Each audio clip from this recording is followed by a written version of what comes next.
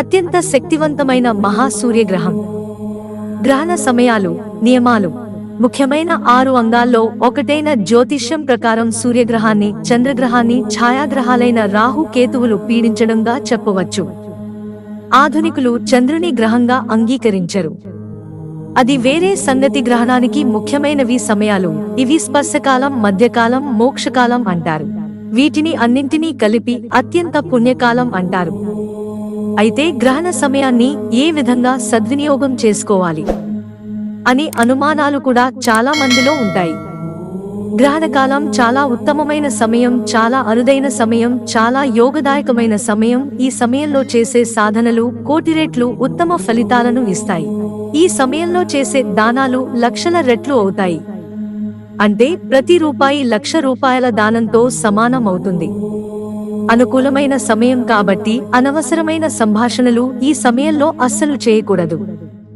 నోటికి, నాలుకకు విశ్రాంతి ఇవ్వాలి. అంటే మౌనం నిరాహార పాటించాలి. ఏదో ఒక నామాన్ని స్మరిస్తూ ఉండాలి. వృధాగా బయట తిరగటం, సూర్యచంద్ర కిరణాలు పొందడం చేయరాదు. సూర్య చంద్రతులం చూడటానికి అస్సలు ప్రయత్నించరాదు. అలాగే గాయత్రీ జపాన్ని ఈ సమయంలో చేయవచ్చా లేదా అని అనుమానం కూడా చాలా మందిలో ఉంటుంది. ఆ మంత్రాలు అన్నీ కూడా మీరు జపించవచ్చు. కానీ సందేహం కూడా చాలా మందిలో ఉంటుంది. కేవలం దర్పణాలు మాత్రమే కాదు, పిండ ప్రధాన వంటివి కూడా చేయాలి. పెద్దలను పేరునా తలుచుకున్న చాలు. గ్రహణాలు శాశ్వతులు భాగం అంటే పితృదేవతార్చనలు చేయవలసిన తప్పనిసరి రోజుల జాబితాలోని ఈ రోజున పెద్దల పేరిట దానాలు చేసిన, తర్పణాలు విడిచిన పెద్దలు అపారంగా సంతోషించి మనసులోని కోరికలు అన్నీ కూడా తీరుస్తారు. ఆత్మహత్యలు చేసుకున్న వారు కూడా సంతృప్తి చెందుతారు. 4 సార్లు ఈ గ్రహణాలు ఏర్పడబోతున్నాయి. అయితే మొదటి సూర్యగ్రహణం ఏప్రిల్ 8వ తేదీన సోమవారం రోజు ఏర్పడబోతోంది. ఉదయం 9:12 ప్రారంభమై 1:25 వరకు ఉంటుంది. అంటే సూర్యగ్రహణం ఏర్పడి మొత్తం సమయం 4:39. సూతక కాలం 912 ప్రారంభమవుతుంది. కానీ ఈ సూర్యగ్రహణం భారతదేశంలో కనిపించదు. దీని కారణంగా దాని సూతక కాలం కూడా భారతదేశంలో ఉండదు.